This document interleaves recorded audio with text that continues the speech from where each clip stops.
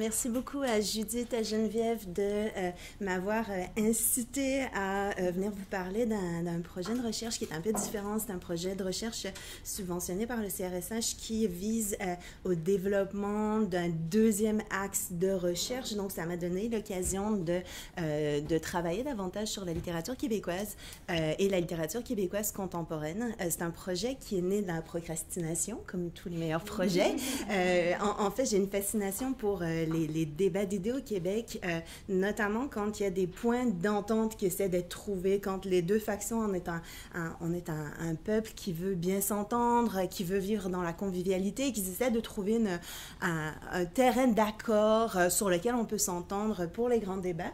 Et c'était notamment le cas pour les débats sur l'immigration qui continuent d'être tonitruants, mais qui ont commencé à m'attirer avec ce tweet fameux de 2015 de Marie-Claude Lortie. Donc, c'était, à ce moment, elle travaillait toujours pour la presse dans le cahier Art et Vivre. C'était au moment de l'accueil de réfugiés syriens. Bon, l'arrivée de réfugiés signifie l'arrivée de beaucoup de savoirs, incluant la cuisine, hâte au nouveau resto syrien, épicerie aussi. Et donc, ce paradoxe m'a intéressée et il a continué à ressortir, donc encore récemment, c'est tout récent, ça fonctionne à chaque fois, c'est formidable. Donc, jusqu'en 2022, donc Antoine Côté, dans Le Devoir, a fait ressortir justement cette tension entre, d'une part, l'accueil des immigrants qui pose problème à énormément de gens, disons, dans la population québécoise, mais l'appréciation de tous les univers gastronomiques que leur arrivée peut nous ouvrir. Donc, en fait, j'ai commencé à réfléchir à l'imaginaire, en fait, le choc de deux imaginaires de la métropole de Montréal en tant que ville d'accueil, mais ville d'accueil à divers égards. Donc, d'un côté, tout le passé de la ville portuaire qui était un lieu de transition, un lieu d'accueil également pour les nouveaux arrivants au moment des colonies, et jusqu'à, et là j'ai fait une erreur parce que ce sont des palindromes, non c'est en miroir, mais donc ville hôtesse du monde avec l'Expo 67, avec les Olympiques de 76, et jusqu'à ce que Montréal ait été nommée ville sanctuaire en 2017, donc cette idée de ville d'accueil, de réfugiés, de protection, d'invitation aux cultures pour vivre dans un univers où on les épaule, on les accueille, et d'un autre côté, tout le discours sur la capitale festivaleske, gastronomique que serait Montréal. Donc, j'essayais de réfléchir à ces deux imaginaires de la ville en termes d'accueil et spécifiquement dans la littérature. Donc, la réflexion, au départ, partait du fait, ça a été souvent relevé par plusieurs personnes, du manque de diversité culturelle dans la littérature québécoise, y compris la littérature récente encore. En 2017, dans Le Devoir, Nicolas Dawson expliquait que la diversité ethnique demeure un angle mort important dans le milieu littéraire québécois. Et ça continue, quand on lit beaucoup de littérature québécoise contemporaine, on cherche cette diversité dont on se vante tellement dans les médias. Alors, je suis partie à la recherche de la diversité montréalaise dans la littérature des années 1980 à nos jours, afin d'essayer de voir les évolutions de la représentation de Montréal comme ville d'accueil, et spécifiquement par rapport à la représentation de personnages issus d'autres origines que québécoises pur laine. Et bon, un premier élément qui a guidé justement cette recherche, autrement que simplement les tweets que j'ai pu lire dans mes moments de divertissement, c'était cette remarque que finalement, quand on faisait allusion à la diversité montréalaise, c'était beaucoup comme ville multiethnique à partir des commerces d'alimentation ethnique. C'était vraiment les restaurants, les épiceries qui étaient vantés. Et pour créer cette image d'un village global, Donc, un exemple qui est assez représentatif de cette tendance, mais on peut la retrouver aussi dans... j'aurais pu mettre un extrait des Aurores Montréal, par exemple, de Monique Proulx, mais c'était plus attendu, donc j'ai préféré aller vers Yves Beauchemin avec Charles le Téméraire, le premier tome de sa série Un temps de chien, donc ça date de 2005, donc c'est quand même un peu plus récent que Monique Proulx. Je le lis avec vous. Tout à l'heure, il a bu des espressos avec un Italien, de la Retsina avec un Grec. Il a des frères inconnus partout qui ne demandent qu'à pleurer et à rire avec lui. Il marche dans l'amour du genre humain et de Montréal. Et quand il porte son regard vers l'impressionnante mature du stade, il se sent protégé et accueilli, comme par un clocher de village. Donc, on a à peu près tous les clichés du village global, mais on voit que cet accueil, ça passe beaucoup par les restaurants, les épiceries. Donc, j'ai commencé à lire un peu sur des questions, justement, de diversité, de multiethnicité à Montréal. Et j'ai, pris connaissance un peu des grands parcours que la plupart des spécialistes refont. Donc, je me suis basée ici sur l'article qui est assez synthétique à partir de travaux de Gilles Dupuis, mais poussé un peu au-delà par Junga Shin et Young-Ho Choi, et qui réfléchissent à la création d'espaces transculturels. Donc, comme je voulais m'intéresser à l'espace en tant que tel, leur angle d'approche était tout à fait approprié. Donc, on voit en fait comment on passe d'une période où on parle davantage d'interculturalisme et leur distinction me paraît éclairante sur la plupart des distinctions que les deux chercheuses font sont retrouvées dans d'autres travaux. Donc, l'interculturalisme comme l'idée d'un principe de réciprocité, donc l'idée de finalement tout le monde qui est d'une autre culture et finalement fait partie d'un grand magma de cultures différentes dans une perspective d'universalisme. Et ce que relèvent les deux chercheurs, c'est finalement un piège qui pourrait être celui de l'interculturalisme, d'une masse indifférenciée. Il y aurait nous et il y aurait l'autre en général, chinois, japonais, indien, tout le monde irait dans cet interculturalisme. Ensuite, on a développé le concept du multiculturalisme qui va dans le sens inverse, c'est-à-dire l'accentuation de l'identité, de la distinction, de ce qui fait qu'on est différent de l'autre au sein du groupe de l'autre en général, du « eux ».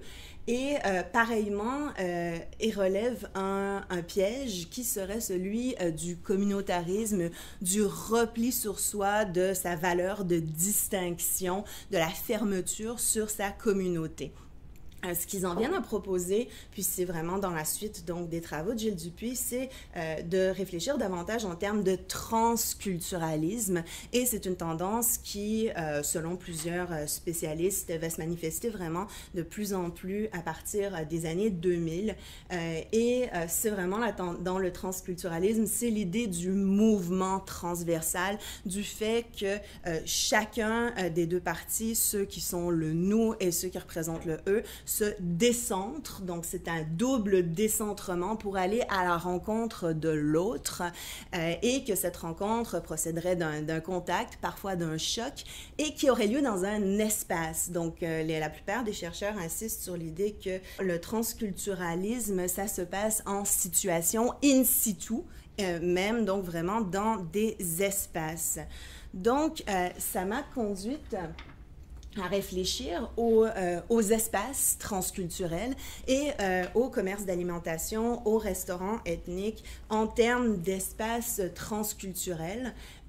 Donc, pour résumer un peu l'idée, le restaurant où j'ai ouvert éventuellement aux épiceries également, comme Marie-Claude Lortie le suggérait, deviennent un lieu privilégié pour observer. Donc, c'est un terme, une formule qui revient souvent dans les travaux que j'ai consultés de sciences sociales, de cohabitation en situation de diversité ethno-culturelle.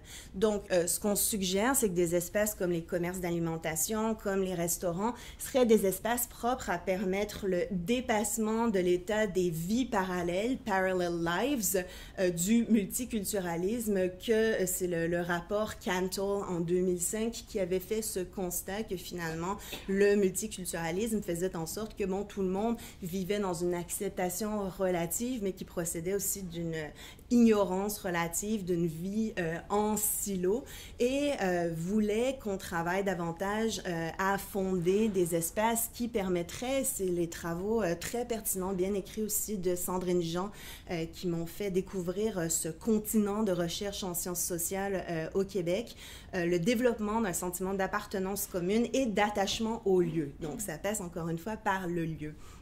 On percevrait les restaurants, commerces d'alimentation comme des zones de contact, et ça va vraiment, bon, on a cité Goffman tantôt, mais avec sa perspective des la force normative des cadres. Donc, on revalorise le fait que finalement, dans ces espaces où un élément de culture sort de sa communauté pour aller à la rencontre de l'autre, et l'autre sous la forme de client qui va à la rencontre de l'offre culturelle, ça donnerait des frottements transculturels dans la forme même tout à fait basique de civilité. Donc, on peut simplement commencer au niveau de l'hospitalité, du commerce, l'achat et la vente, la consommation, et que cette sociabilité de surface, c'est ce que défendent Sandrine Jean, mais aussi Pritna Verbner, contribuerait à l'apprivoisement de la différence. Donc, on aurait beaucoup minoré l'importance de la sociabilité de surface, mais qui aurait vraiment une incidence sur l'acceptation, puis éventuellement sur l'intégration.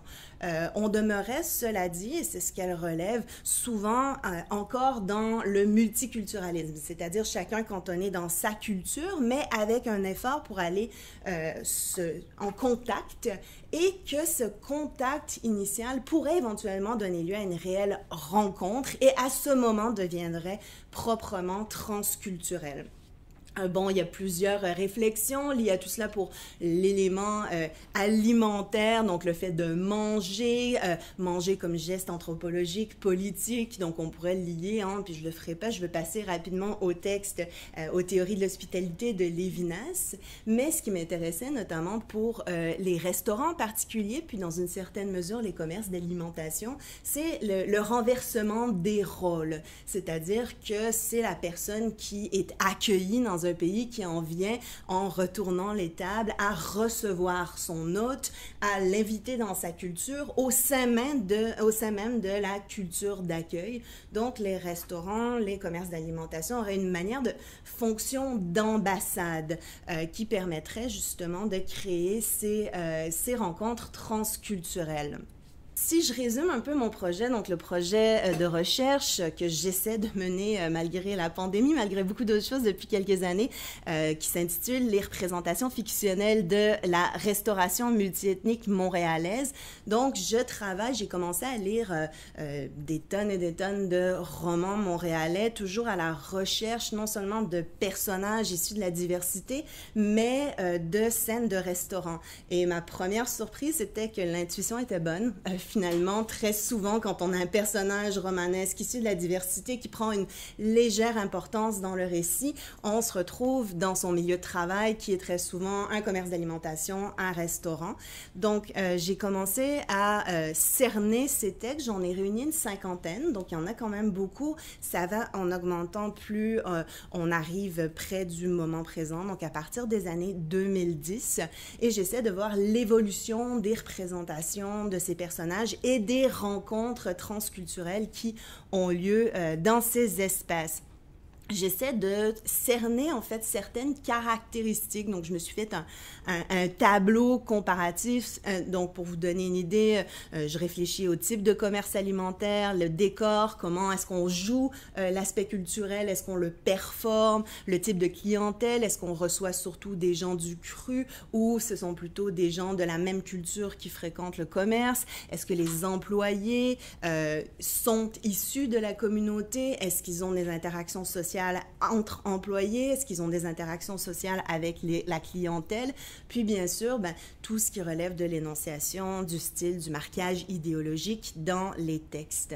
Ce que j'ai commencé à relever, en fait, ces derniers mois, c'est à partir de ce grand tableau des 50 œuvres, ce sont une série de récurrences et de réseaux de cohérence signifiants. Donc, c'est ce que je veux vous présenter aujourd'hui, un angle spécifique, c'est l'angle, et ça rejoint un peu ce qu'on a vu avec Cécile tantôt, c'est l'angle des employés des restaurants. Donc, au départ, dans la recherche, dans les années 80-90, les personnages issus de l'immigration, qui étaient des employés de restaurants ou de commerce d'alimentation, on les percevait souvent de l'extérieur. C'est-à-dire qu'on a un personnage canadien, québécois, qui les côtoie, les voit de l'extérieur, appréhende le mystère qu'ils peuvent représenter. Et évidemment, la fonction de ces personnages issus de la diversité, c'est essentiellement une fonction minorée au service des protagonistes, autant au service réel, donc dans l'espace transculturel, mais même au service narratif des protagonistes dans leur trajectoire. C'est évidemment très souvent aussi des figures stéréotypées qu'on rencontre qui performent leur culture et très souvent les personnages canadiens, québécois qui ont un rôle central ne souhaitent pas nécessairement aller au-delà de cette performance culturelle. Donc, un exemple mais particulièrement représentatif, mais c'était le personnage de Babou Bat dans Seinfeld, mais on retrouve des occurrences du genre dans la littérature. Je vous donne un exemple, j'aurais pu en tirer plusieurs autres, mais c'est un exemple qui est intéressant parce que donc dans le roman, puis il y a une suite après Maryse, donc c'est le premier tome de Francine Noël en 1983. C'est pas un roman bête, hein, c'est un roman intéressant, intelligent, bien écrit, donc il va au-delà de certaines représentations, mais ça demeure quand même dans l'esprit du temps. Donc le personnage de Maryse fréquente un bar espagnol où il y a un serveur Manolo qui intrigue beaucoup son groupe d'amis et elle va tomber un peu sous son charme, va tenter d'aller au-delà de la façade justement, de la sociabilité de façade pour aller voir quelle est sa vie, pour entrer en relation avec lui, éventuellement va avoir une relation intime avec lui. Mais c'est un peu, au-delà de la façade, ça devient plutôt décevant. Le clinquant exotique, finalement, lui plaisait davantage que la misère réelle dans laquelle sa famille et lui sont placés, et ça suscite un certain malaise. Mais on voit un peu l'approche de ce personnage. Donc, ils ont cette discussion. Ce sont des étudiants de lettres, des étudiants de gauche qui réfléchissent à leurs privilèges et ils réfléchissent en se prenant des pots sans arrêt avec des serveurs qui les encadrent. On est des privilégiés, je pourrais être à la place d'un manœuvre, d'un waiter, de Manolo par exemple, et lui à la mienne, en théorie. Mais dans les faits, personne ne change jamais de rôle. On l'aime bien Manolo, mais on ne penserait pas à l'inviter chez nous. Ce serait déplacé. Ici, il fait partie du décor. Donc c'est cette idée du personnage finalement qui serait lié à son décor du restaurant et la rencontre n'est pas possible. Donc évidemment, c'est un discours qui évolue, hein, heureusement. À partir des années 2000, notamment, on voit qu'il y a de plus en plus de textes qui comportent cette fois des protagonistes issus de la diversité, qui ont des rôles importants dans le texte. On voit leur vie depuis l'intérieur et je souhaite m'intéresser à leur trajectoire dans certains romans. Je vais me servir essentiellement de 3 romans aujourd'hui. Une des particularités du projet, c'était que je considérais la littérature montréalaise non pas simplement à partir de la francophonie, mais également dans le bilinguisme. Donc, je lis tout autant des romans anglophones en anglais que des romans en français. Les trajectoires donc auxquelles je vais m'intéresser, c'est de voir s'il y a vraiment ce que Gilles Dupuis déterminait dans son article de 2008 un processus finalement non seulement de rencontre transculturelle, mais de transmigrance, de possibilité de sortir de ces places qu'on évoquait. Ce serait déplacer de l'invité. Est-ce que c'est possible de sortir du décor? est-ce que c'est possible de migrer au-delà du décor?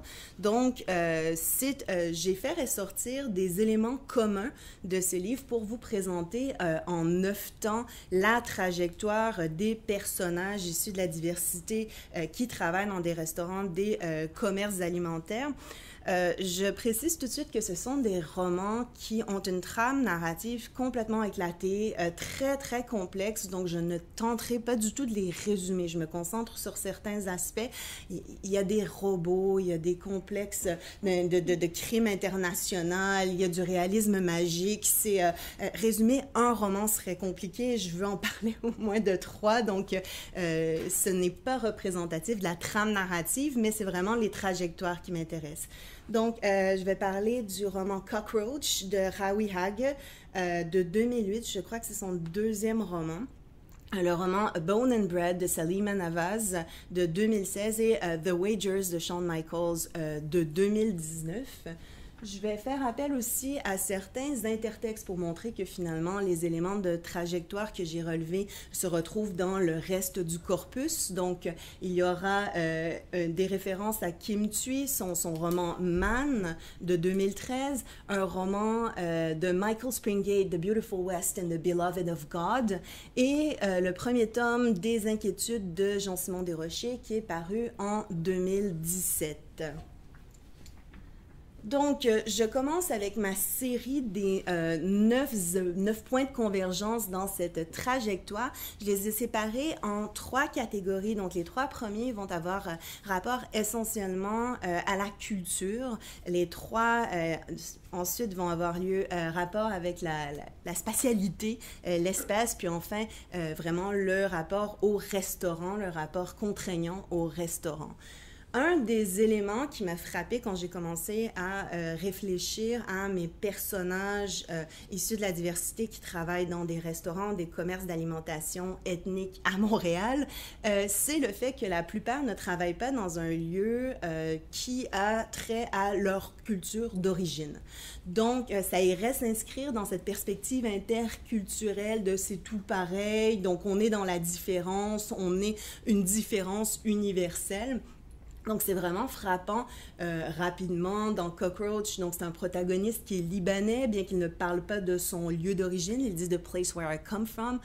On comprend qu'il vient de Beyrouth. Il parle de la guerre, il parle d'éléments identifiables. Mais lui travaille, d'abord dans une boutique gourmet française, ensuite au resto français Le Cafard. Et là, il y a tout un lien, justement, je vais en reparler avec Kafka. Et termine sa carrière au restaurant iranien Star of Iran.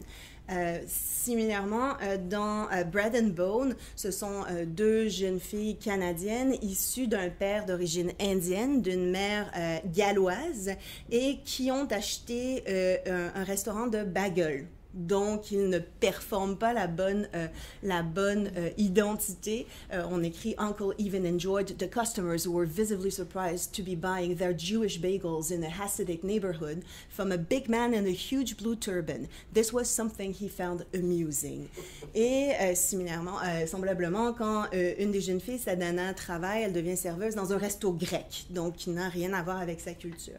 Ça se reproduit dans The Wagers, où on a une épicerie grecque. Mais en fait, il n'y avait de grec que le père qui est mort. La mère est une juive de l'Est, c'est pas précisé de quel pays. Et son beau-fils, Eric, qui travaille avec elle et qui dirige la 2e succursale, lui, est d'origine égyptienne. Donc, encore une fois, personne n'est vraiment grec. Ça se retrouve dans d'autres romans, dans Oh la belle province de David Doran en 2016, on avait Taouk qui travaille dans une belle province. Dans un roman, le premier tome des Fragments du monde d'Hélène Rioux, c'est Ali, un Haïtien qui travaille dans un restaurant québécois. Donc, c'est un élément déjà de base, personne ne travaille dans la bonne culture. Ensuite, la plupart des personnages travaillent dans des commerces d'alimentation, dans des restaurants, ont un rapport problématique avec la nourriture.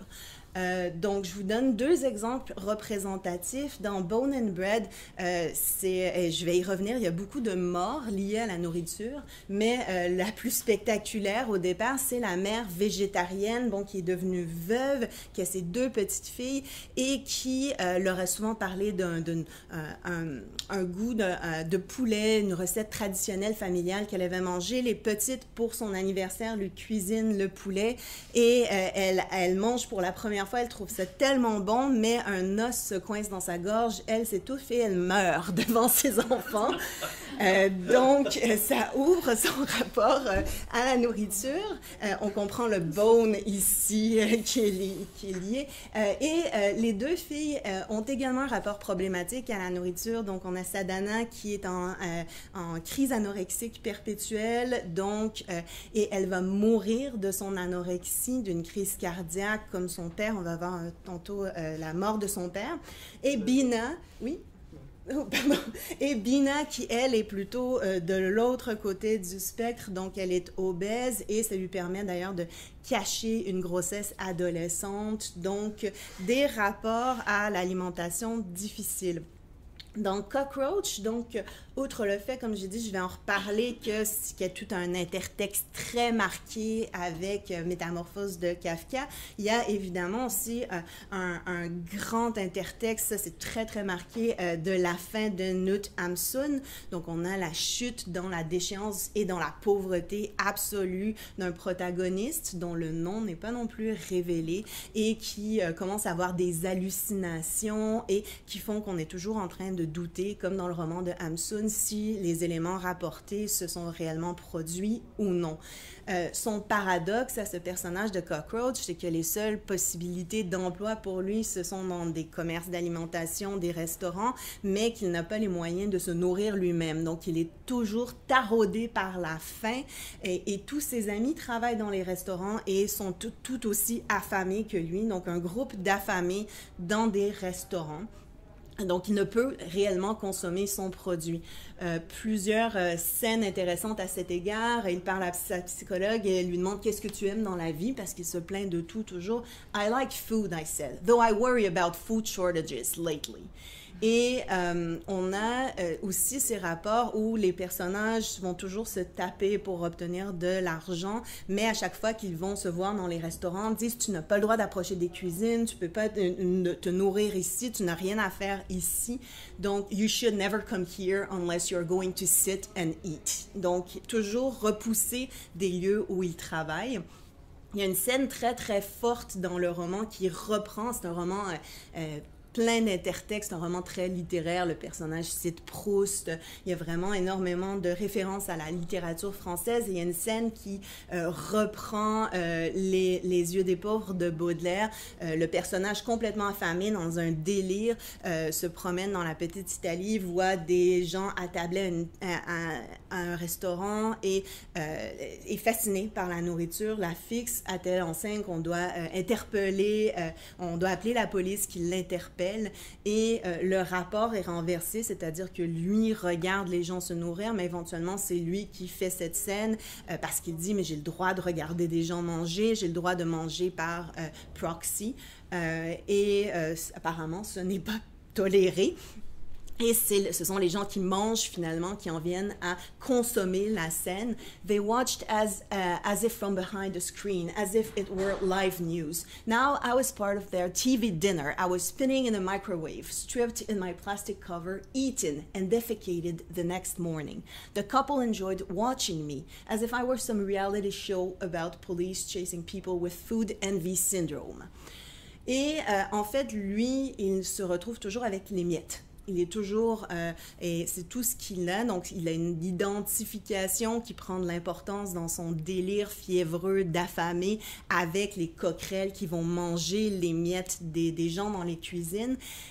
C'est un peu compliqué parce qu'on ne sait pas vraiment si ça se produit. Il y a du réalisme magique, mais il se transforme constamment en coquerelle et entre chez les gens par effraction, entre chez sa psy, entre chez les gens riches qu'il regardait, il a retrouvé leur adresse entre chez eux.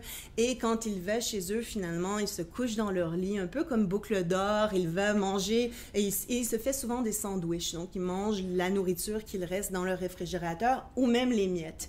I crawled through windows and holes and gathered silver sets, crosses, change, watches. I even took my time to nibble leftovers and kitchen counter crumbs. Donc, c'est toujours les miettes qu'il a. Donc, pas leur culture d'origine, rapport problématique avec la nourriture. Et pour terminer sur ce premier bloc sur les rapports culturels, on a toujours cette division qui est finalement très souvent remarquée dans toutes les études sur les espaces transculturels entre ce qu'on désigne comme l'avant-scène et l'arrière-scène de la performance culturelle. Donc, dans les travaux d'études culturelles et ethnographiques que j'ai consultés, donc ce qui m'intéressait davantage, c'était toutes les theories of the everyday, spécifiquement sur l'immigration, sur l'intégration, sur les échanges transculturels au quotidien.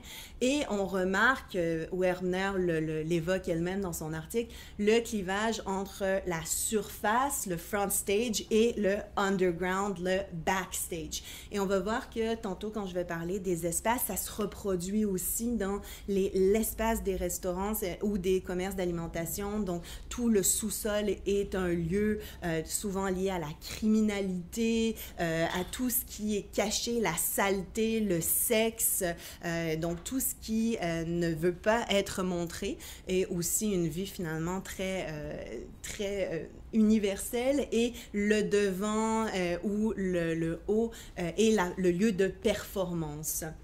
Donc, les sociabilités, dans cette perspective des Theories of the Everyday, sont souvent théâtralisées, et on retrouve cette théâtralisation qu'on évoquait d'ailleurs avec Cécile tantôt aussi, ça semble être un motif important dans le travail, on le retrouve aussi dans les romans.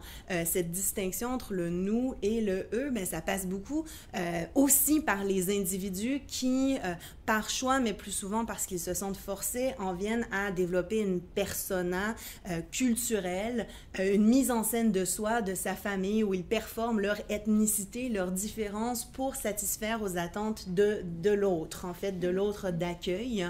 Donc, dans l'extériorité, ils vont toujours avoir ce grand dynamisme, cet aspect chaleureux, et finalement, quand on les voit dans leur vie privée, on les voit s'écrouler, ils sont fatigués, ils n'ont plus envie du tout de parler. Il y a une très belle scène, à mon sens, dans The Wagers, où le fils observe sa mère et comprend finalement cette dynamique. He smiled. When he was younger, he had taken his mother's repartee at face value. Donc, lui-même se positionnait plutôt du côté de l'avant-scène. He had thought of her as a naturally expressive person, bubbly and uncontainable, saluting longtime customers, laughing at the fish boys' jokes, scolding new hires who arrived late for work. But at night, after Senior died, she sat alone in her apartment above the store, playing solitaire and reading a historical novel, listening to ideas on the radio. She was an introvert at heart and also a subtle actress, calibrating her performances to the people she encountered in the world. Donc, elle se perçoit elle-même, donc ça rejoint encore ce que Anne-Marie David avait remarqué sur l'idée que les individus eux-mêmes sont conscients d'être en train de performer dans leur travail.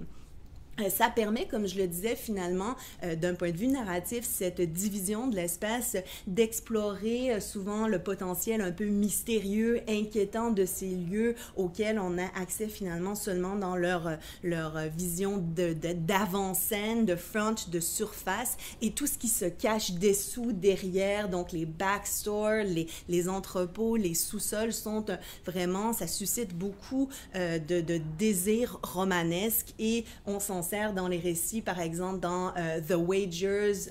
Bon, c'est toute une mafia qui collectionne la chance qui existe matériellement. Ils vont devoir stocker la chance qui est sous forme de poudre et il va finir par la stocker illégalement dans le sous-sol de l'épicerie familiale. De même, dans Cockroach, c'est vraiment dans le fond du restaurant qu'on comprend que des criminels se rencontrent pour arranger des deals, donc pour des armes, faire entrer des armes au Canada ou financer la guerre en Iran.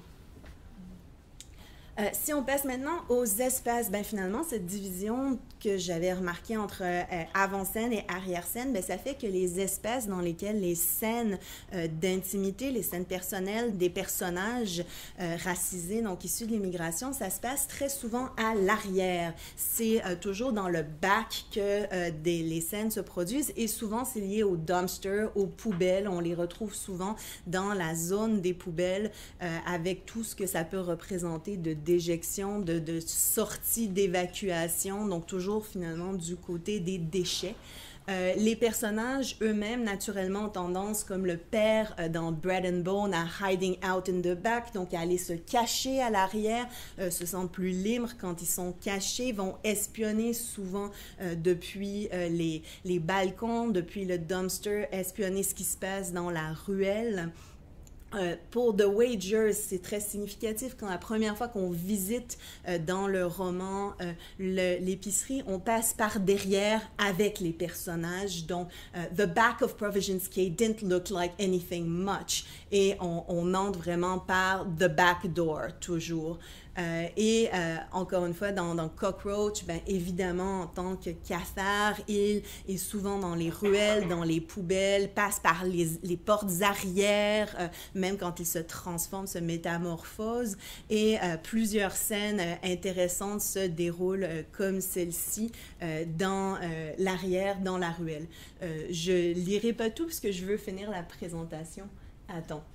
Toujours dans l'espace, ben, ça fait en sorte que aussi dans l'attachement à l'espace, ça joue beaucoup dans les limitations de la trajectoire des personnages. C'est-à-dire que il y a vraiment un sentiment de quant à soi, de confort finalement qui se développe par rapport à toute cette arrière-scène qui fait que l'extérieur, le monde de l'avant-scène, le monde de la rue, le monde du vrai pays d'accueil demeure toujours inquiétant, potentiellement dangereux, malgré le fait que ce soit un lieu qui suscite beaucoup de curiosité pour les personnages qui viennent de l'intérieur. Et qui ont l'ambition souvent de sortir du restaurant là où nous, on veut entrer au restaurant.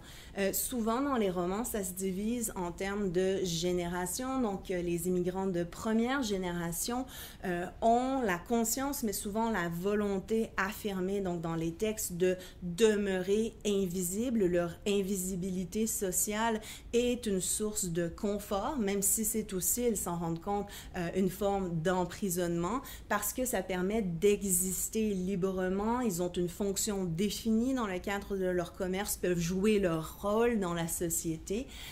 Et quand ils ont un désir de sortie, mais ça implique automatiquement de devenir soudainement visible, leur différence devient visible, ils attirent l'attention et très souvent, ça leur cause tort.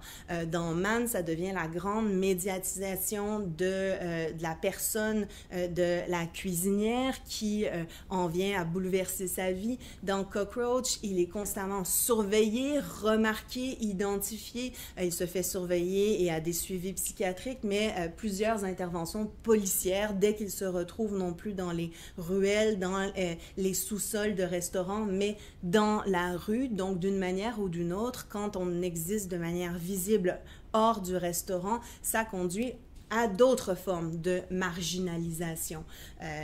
C'est une formule qui revient souvent dans Cockroach, l'idée d'exister. Yes, I am poor, I am vermin, a bug, I am at the bottom of the scale, but I still exist. I look society in the face and say, I am here, I exist.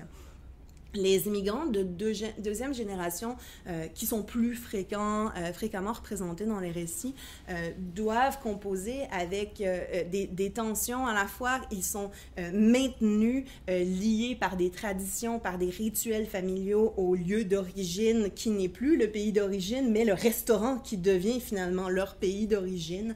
Ils ont aussi un attachement pour le rôle qu'ils jouent, le côté rassurant de la stabilité dans le restaurant, le commerce d'alimentation. C'est souvent répété dans The Wagers où il y a plusieurs aventures, mais there is solace in the pattern, in the arc of probability landing where it ought. Mais en même temps, il y a tout le poids intergénérationnel qui joue dans leur trajectoire. Ils se sont fait léguer des traumas, des dépendances, des limitations. Ils ont aussi la dette immense à l'endroit de leur famille qui a fait tout le mouvement d'installation, de déménagement, de création du commerce et se sentent une responsabilité familiale de le poursuivre. C'est aussi thématisé dans The Wagers. Daz used to tell us, you can do anything you set your mind to. Horse shit, I remember mom saying once sharply. That's not true, you can't. Donc, ils ont à composer en fait avec ce désir paradoxal de reproduction. Ils veulent reproduire le geste de la famille, le départ, le déracinement, la sortie, mais plutôt que de sortir d'un pays mortifère, ils veulent sortir d'un commerce qu'ils trouvent tout autant mortifère. Ça m'amène au dernier point du deuxième bloc sur 3, celui de l'enfermement. Donc, on assiste très souvent à une prise de conscience chez les personnages, peu importe leur génération, du repli sur soi, de ce communautarisme extrême qui conduit à l'emprisonnement.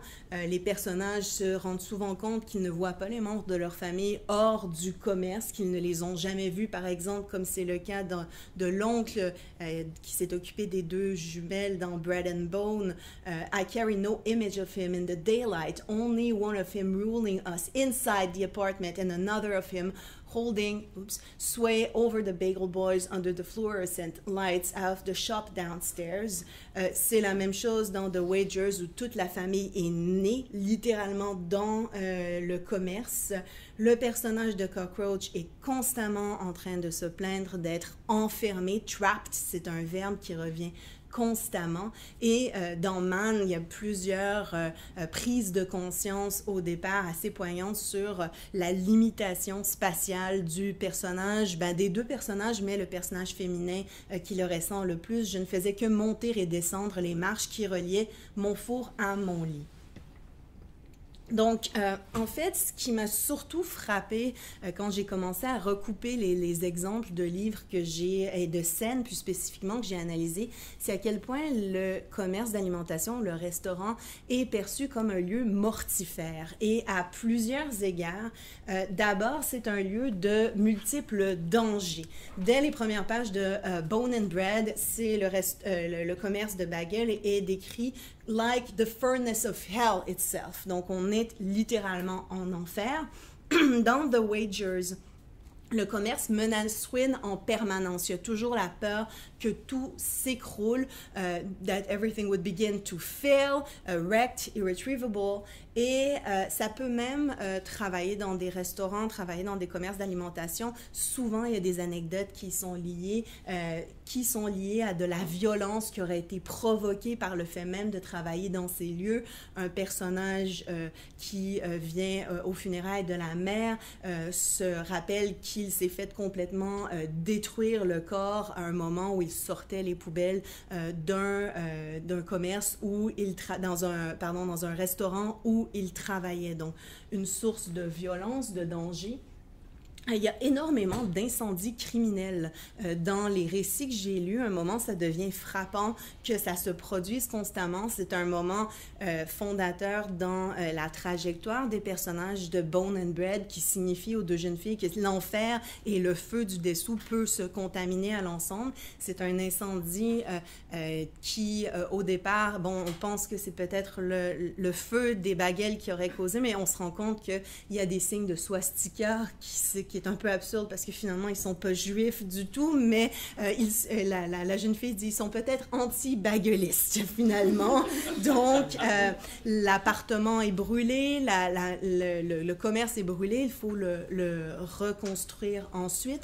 Ça se produit aussi dans Les Inquiétudes de Jean-Simon Desrochers, où le personnage de Fred, qui est un plongeur québécois qui travaille dans un restaurant vietnamien, est aussi un pyromane, est obsédé par sa collègue qui repousse ses avances, Anne, et en vient à mettre le feu au domicile de Anne qui travaille près du restaurant. L'idée qu'Anne soit emportée par son œuvre l'excitait, comme si le feu devenait l'extension de sa main, que la flamme léchant sa peau devenait sa langue, son sexe, donc un désir de destruction, mais aussi de possession. Toujours dans le lieu mortifère, il y a beaucoup de personnages qui meurent dans les restaurants. C'est aussi un trope, finalement, des parents des gens de la première génération qui meurent dans le commerce, devant les clients, devant les enfants. C'est le cas dans Bone and Bread, où le père meurt d'une crise cardiaque en travaillant. My quiet, excellent papa went down to our bagel shop and died. On the day papa died, the temperature in the bagel shop was a sweltering 38 degrees. Hotter than Calcutta, said one ambulance attendant to the other. Donc, alors qu'il y a tout ce paradoxe qui est tracé dans la suite entre le fait qu'il a tenté de se sortir de conditions effroyables en venant au Canada pour travailler et qu'il meurt exactement comme son propre père, sudden heart failure working in the fields in the Punjab, mais lui meurt dans son restaurant. La mère non grecque mais juive dans l'épicerie grecque de The Wagers, elle meurt aussi et un peu comme le père, papa était associé, devenait de la nourriture avec his flowery beard, elle est associée finalement à la nourriture, elle devient aussi un réifié finalement que la nourriture. On fait le tour de tout ce qu'il y a dans le sous-sol de l'entrepôt. And then at the end of the row of produce, sitting in a wooden chair that had been there since another age, since the war, since long before the spritzing cabinet or the refrigerated produce section, since before Theo was born, he saw his mother. Her eyes were shut, her fingers interlaced, atop the round of her belly, a perfect dreamer. Et c'est intéressant que ce soit évidemment sur le ventre que ses mains reposent, ses mains qui ont toujours été agitées. D'autres morts, ça se passe dans Les Inquiétudes aussi, où la famille de Anne, on comprend le père, sa mère était morte dans la traversée, mais le père et l'oncle ont eu un gros accident parce qu'ils allaient cuisiner dans des restaurants où ils buvaient beaucoup et revenaient en voiture et le père a été tué dans un accident de voiture. C'est l'oncle qui conduisait et l'argent de l'accident a permis d'acheter le nouveau restaurant où ils sont, mais les restaurants sont liés dans la mémoire familiale, encore une fois, à la mort. Dans Cockroach, ça devient encore plus fulgurant. Dès le départ, le narrateur protagoniste associe l'immigration à une forme de pulsion de mort, en fait. L'immigration, ce serait un moyen d'aller chercher sa meilleure mort, et on sait que pour lui, l'immigration, c'est uniquement atterrir dans un restaurant, c'est inévitable. I wondered how I had ended up here, how absurd. The question is where to end. All those who leave immigrate to better live their lives, but I wanted to better my death. Et il dit qu'il a choisi son chosen burial. Et dans les faits, ce n'est pas lui qui meurt, mais c'est lui qui fait un crime. Il assassine un homme iranien puissant qui a été le tortionnaire de sa copine, et il tue également le garde du corps. Donc il y a cette scène meurtrière dans le restaurant. Encore une fois, un lieu mortifère. Évidemment, les personnages se rendent compte que ces lieux sont mortifères et donc veulent en sortir. Mais le paradoxe, c'est sortir du restaurant, sortir du commerce d'alimentation, c'est pour entrer ailleurs, c'est pour entrer dans la société montréalaise, québécoise et ou canadienne. Et cette idée de vouloir entrer par la sortie, c'est récurrent dans les livres. Les deux personnages de Bread and Bone vont dire ils voient la ville et réfléchissent à cette ville de Montréal, one that felt connected to the great island of our city and everything that it contained, to which we were still hoping to gain admission. Donc, ils veulent avoir l'admission. Et le personnage donc de Cockroach qui se métamorphose donc en cafard, finalement réfléchit au fait que tout ce qu'il veut faire dans ses sorties, c'est entrer. Il veut toujours entrer ailleurs, être invité chez l'autre. Il veut escape, mais pour entrer chez quelqu'un.